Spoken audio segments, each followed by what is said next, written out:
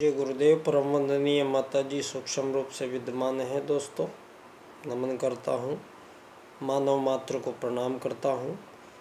और दोस्तों यहाँ मानवों के परिप्रेक्ष्य में मैं अक्सर अपनी बात आपसे करता हूँ।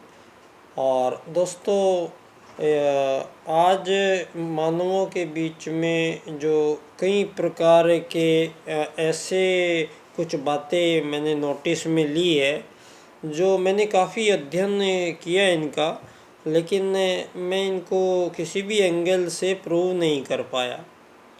दोस्तों मुझे जो सबसे बड़ा जो मेरा शब्द है वो आत्मत सर्वभूतेषु और वसुदैव कुटुंबकम, दो सूत्र हैं दोस्तों। तो इन दो सूत्रों से ही मेरा जो झुकाव है वो परम पूज्य गुरुदेव के माध्यम से मुझे ये सारी चीज़ें जो परम पूज्य गुरुदेव के इतने अथाह जो उन्होंने साहित्य लिखा है, तो उनके साहित्य पढ़ने का बड़ा एक काफ़ी समय तक बड़ा अंदर ही अंदर जिज्ञासा रही। और मैं काफ़ी गुरुजी के साहित्य का मुझे अध्ययन करने का मौका मिला, ये मेरा सौभाग्य था। तो दोस्तों जैसे जैसे ये समय मेरे साथ बीत रहा है, तो सबसे पहली बात तो मेरे साथ ये घटित हुई है कि मैं यहाँ पिछले 20 साल से पंडित दीनदयाल उपाध्याय जी की जन्मस्थली है धानक्या स्टेशन, जयपुर राजस्थान पे, यहीं मेरे 1 किलोमीटर पास में है। तो जब मैं यहाँ 20 साल पहले आया तो किसी को पता ही नहीं था कि दीनदयाल जी का जन्म धानक्या स्टेशन पे हुआ है। और मैं वहाँ पर अक्सर रोज़ जाता था एक बार ढाणी में। तो वहाँ पर जाकर मैं खड़ा होता था और उनके उस क्वार्टर तक एक बार जाके आया करता था।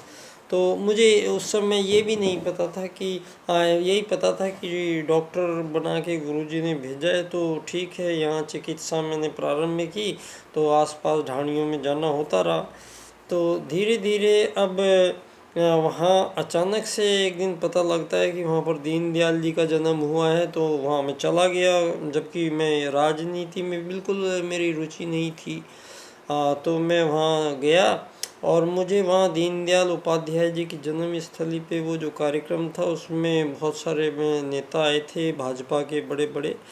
तो उसमें आदरणीय मेरे बाबूजी डॉक्टर महेश शर्मा जी भी आए थे, जो एकात्म मानव अनुसंधान के अध्यक्ष हैं भारत के, और जिन्होंने दीनदयाल उपाध्याय जी पे अपना सारा जीवन समर्पित किया है। और दीनदयाल उपाध्याय जी पर उन्होंने वांग में लिखे हैं। और दीनदयाल जी के बारे में जितना भी आज वो प्रस्तुत है दुनिया के समक्ष, तो उसमें आदरणीय बाबूजी का, आदरणीय डॉक्टर महेश शर्मा जी, उनका योगदान सबसे ज़्यादा है दोस्तों, वो भुलाया नहीं जा सकता। वो कभी अस्मरणीय कार्य किया है उन्होंने।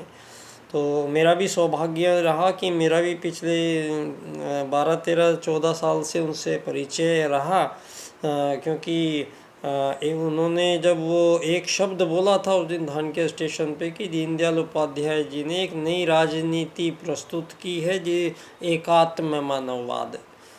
तो वो एकात्म जो शब्द है वो मेरे दिमाग में बजता रहा हमेशा। और उसी के अनुसंधान में मुझे इतने साल लगते चले गए, और एक के बाद फिर एक एकात्म मानववाद का सॉल्यूशन गुरुजी के पास सारे सॉल्यूशन मिले, तो उनको मिलाने में मुझे थोड़ा वक्त लग गया। तो दोस्तों दीनदयाल उपाध्याय जी ने एकात्म मानववाद का जो राजनीतिक दर्शन दिया है, उसको सिद्ध करने के लिए उन्होंने 3 सूत्र और दिए हैं दोस्तों। सबसे जो आज की दुनिया में जिस पर कोई बात नहीं करना चाहता है दीनदयाल जी के इस सूत्र पे, वो सूत्र है अर्थायाम।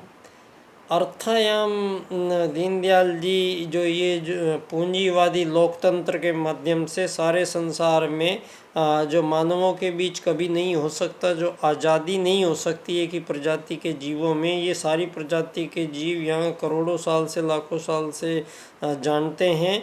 और इसी बात को सारे जीव प्रजाति आत्मत सर्वभूतेषु वसुदैव कुटुम्बकम के सूत्र से ही आज तक हमारे सामने उपस्थित हैं। तो यहाँ पर किसी ने भी किसी भी जीव ने आज तक इन सूत्रों को, 2 सूत्र जो वेद सूत्र हैं, इनका कभी भी भंजन नहीं किया है। और तभी तक आज तक ये सारे के सारे जीव अपने अपने जीवन काल में आते हैं, अपनी अपनी जीवन की क्रियाओं में लगे रहते हैं और अपने अपने अनुरूप 84 लाख प्रकार के संपूर्ण जीव जगत को यहाँ प्रचुर मात्रा में भोजन, पानी और वायु की इतनी व्यवस्था प्राणों की यहाँ पर प्रचुर मात्रा में कोई भी जीव भूखा नहीं मरता है धरती पे। ये धरती को वरदान भी है। तो यहाँ मानव ही भूखा मरा है पिछले हजारों सालों से, और मानव ही आज भी भूखा मरता है। क्यों? क्योंकि मानवों ने जो आपस में इन 2 सूत्रों को तोड़ा है। जो वेद सूत्र जो मानवों को यहाँ पर श्रेष्ठ मानव बनाते थे, जो यहाँ पर सतयुग से प्रारंभ करने वाला वो मानव, जो धर्म अर्थ काम मोक्ष की प्राप्ति, मोक्ष प्राप्त करना मानव का लक्ष्य घोषित है, उसके बावजूद यहाँ पर अब जो धीरे धीरे ये पिछले 250 साल में कुछ ऐसे षड्यंत्र धरती पे हुए हैं जो कभी संभव नहीं थे। दोस्तों, यहाँ आत्मवत सर्वभूतेषु का सिद्धांत ये कहता है कि मानव चाहे वो धरती के किसी भी कोने में पैदा हुआ है, चाहे वो किसी भी रंग रूप का है, चाहे वो किसी भी प्रकार का आहार विहार करता है, चाहे वो किसी भी प्रकार का कपड़े पहनता है, चाहे वो किसी भी प्रकार की धार्मिक क्रियाएं करता है, चाहे वो किसी भी प्रकार से अपने आप को व्यक्त करता है, लेकिन सभी धरती के जो मानव हैं, ये सभी मानव एक ही परमात्मा द्वारा एक ही आत्मा है। तो जब ये आत्मा एक ही है, तो ये मानवों में जो दोस्तों दीनदयाल उपाध्याय जी ने अभी जब ये षड्यंत्र सब चले हैं, तो यहाँ पर परम पूज्य गुरुदेव का आगमन जो है वो धरती पे कलयुग के समापन को करने के लिए स्वयं महाकाल हमारे बीच आए प्रज्ञा अवतार के रूप में। और पूरे युग परिवर्तन शब्द कोई ले नहीं सकता है। धरती पे आके किसी मानव के बस की ये बात नहीं है कि वो युग परिवर्तन को बोल भी पाता। दोस्तों, ये तो वही परमात्मा आते हैं और परमात्मा ही युग की बात कर सकते हैं। और परमात्मा ने जब आके यहाँ पर स्वयं घोषणा कर दी है कि परम पूज्य गुरुदेव की ये स्पष्ट घोषणा है कि जो ये सारी दुनिया आज आपकी राजनीतियों के माध्यम से मानवों के बीच में आत्मवत सर्वभूतेषु और वसुदैव कुटुम्बकम को खंडित करके दोनों सूत्रों को और मानव जातियों को यहाँ पर जीवन जीने का जो तौर तरीका, जो पद्धतियाँ, जो नियम, जो रूल्स रेगुलेशन यहाँ धरती पे बनाए गए हैं, वो धरती पे यहाँ सारे के सारे ऐसे नियम और ऐसे कार्य हैं जो मानव जो करे हो ही नहीं सकते हैं कभी। यहाँ मानव जो खुद एक धरती का यात्री है, मेहमान है, थोड़े दिन के लिए आता है, रहता है, चला जाता है, तो उस यात्री को आप लोगों ने यहाँ पर 100 गज के धरती के टुकड़े काट काट के, उसके पट्टे काट के धरती का मालिक बनाना, उस धरती के मालिक को फिर उस पे एक ईंट पत्थरों का बड़ा सा मकान चिन जाना और अपना जीवन ख़त्म कर देना।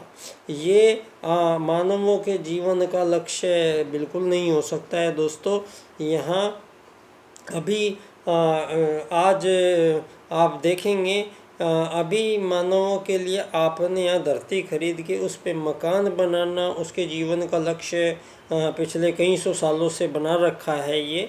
अब इतनी संख्या में मानव धरती पे आ गए हैं, वो आते चले जा रहे हैं। भारत में ही एक ही दिन में लगभग 92-94 हज़ार बच्चे पैदा होते हैं।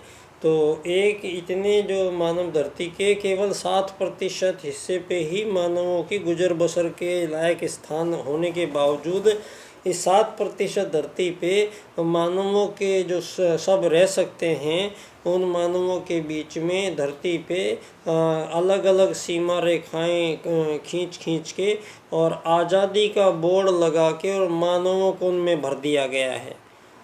तो यहाँ सीमा रेखाएं हैं, उनमें मानव है और उनमें जनसंख्या बढ़ती जा रही है और सीमा रेखाएं उतनी हैं और मानवों के बीच में संघर्ष बढ़ते जा रहे हैं। मानवों के बीच में धन आधारित जीवन व्यवस्था होने के कारण मानवों के जो रिश्ते आधारित, जो परिवार आधारित जीवन प्रणाली मानव की थी, जो समाज आधारित जीवन प्रणाली थी, वहाँ पर आज आप देखेंगे कि ये पूंजीवादी लोकतंत्र की ये जो पूंजी है, इस पूंजी का प्रभाव इतना ज़्यादा हो चुका है कि मानवों के समाज टूट गए हैं और मानवों में आज महिलाओं को इसमें माध्यम बनाया गया है इस भोगवाद में, और महिलाओं को पूंजी आधारित जीवन दर्शन अपनाने के लिए आज सारी दुनिया में नशों का, व्यभिचार का और इन्हीं चीज़ों में मानव की जो ये 5 कर्मेंद्रियां हैं, इनके स्वाद के पीछे मानव जीवन की संपूर्ण जीवन लक्ष्यों की प्राप्ति करना आज जो इस पूंजीवादी लोकतंत्र के कारण मानव का ध्येय बना है, रोजी रोटी, कपड़ा, मकान, ये जो लक्ष्य बनाया गया है, ये लक्ष्य दोस्तों यहाँ पर मानवों के लिए निर्धारित क्रम नहीं है। मानव एक सर्वश्रेष्ठ जीव है और उसका जो वास्ता है वो है मोक्ष प्राप्ति से, और मरने का नाम मोक्ष नहीं है। और अगर मानव को हम यहाँ मोक्ष नहीं बता पा रहे हैं मोक्ष क्या है, तो इसका मतलब ये है कि जो हमें पिछले 250-300 साल में मानवों को जो हमारी सनातन जो लाखों करोड़ों साल से जो हमें पढ़ाया जाता था, जो अध्ययन कराया जाता था, जिसका आचरण कराया जाता था, जिसके बारे में संपूर्ण ज्ञान, जिससे सारी सृष्टि चलती चली आ रही थी, इन लोगों ने जो धरती पे पहले तो लोगों को गुलाम बनाया और इन्हीं लोगों ने फिर उनको आज़ादी के लिए हथियार दिए और आपस में लड़वाया, सारी दुनिया को लड़ाइयाँ बढ़वाई और ये लड़ाइयाँ बढ़ती चली गई और आज़ादियों के सर्टिफिकेट ये बांटते चले गए।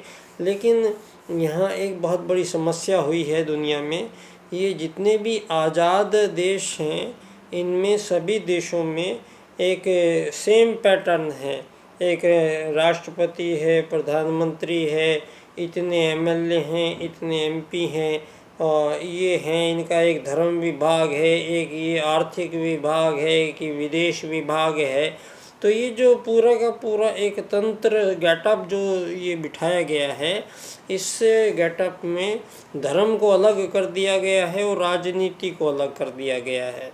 और ये राजनीति धर्म के फैसले कर रही है दुनिया में, जबकि मानवों के बीच में जब सतयुग के बाद में पहली बार जब राजनीति की स्थापना धरती पे करनी पड़ी, तो उसी समय मानवों के मध्य 3 चुनाव जो कराए गए थे, उन चुनावों में ये तय हुआ था कि मानव धर्म या अधर्म में से एक का चुनाव करना पड़ेगा।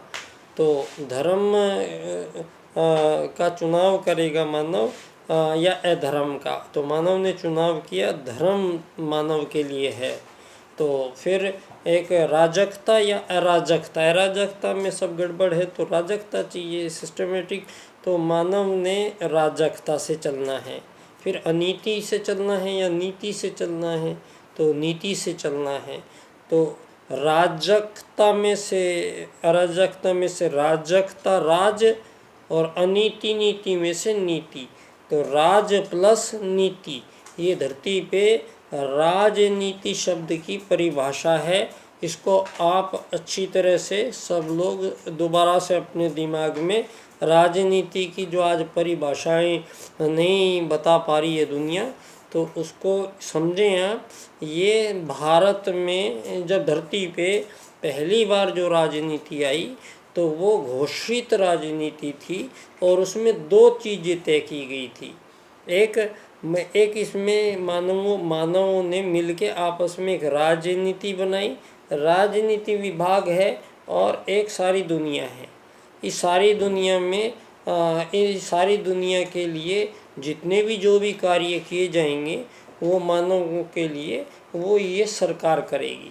तो ये दो विभाग बनाए गए थे आज, और इनको जो सारे देशों में ये समान जो सरकारें चल रही हैं, इनमें 4-5 साल बाद में सारी दुनिया में जो चुनाव हो रहे हैं, ये चुनाव हर देश में ये उलझन और भ्रम पैदा कर रहा है दोस्तों। यहाँ पर सभी देशों में 2 या 3 पार्टियाँ हैं। उन्हीं पार्टियों में वो लोग हर 4-5 साल बाद में चुनाव आते हैं, उसमें करोड़ों अरबों रुपए खर्च होते हैं सारे मानवों को, और मानवों के बीच में जो ही समाज में रहते हैं उनमें ही धड़े बने रहते हैं। ये इसका विरोधी है, ये भाजपा का है, कांग्रेस का है, सपा का है। तो ये जो समाज था ये राजनीतिक रूप से ज़्यादा सुदृढ़ होके बटा हुआ है, और उसके बाद में तो मानव को बहुत ज़्यादा बांटा गया है। यहाँ तो हर देश में जो ये चुनाव हुए, प्रधानमंत्री राष्ट्रपति आके बैठ गए और सारे एमएलए एमपी अपने अपने विभागों में लग गए। तो ये सारे देशों की आज़ाद सरकारें, आखिर इनका मैनेजमेंट क्या है? तो इनका मैनेजमेंट जो है वो सारे जो जितने भी अपने लोग हैं ये उन सब से टैक्स लेते हैं, कर लेते हैं, बात बात में हर चीज़ में कर लगा देते हैं। तो ये जितने भी सरकारें आती हैं, ये चाहे उस दल की है, चाहे भाजपा की है, चाहे कांग्रेस की है, इनका काम एक ही है कि ये टैक्स का पैसा लोगों से इकट्ठा करेंगे और आपको ये एक आपका जो जीवन क्रम है उसमें आपको ये आपके दूध पे पैसे घटा देंगे, छाछ पे घटा देंगे, आपकी बिजली पे घटा देंगे, आपके डीजल पे घटा देंगे।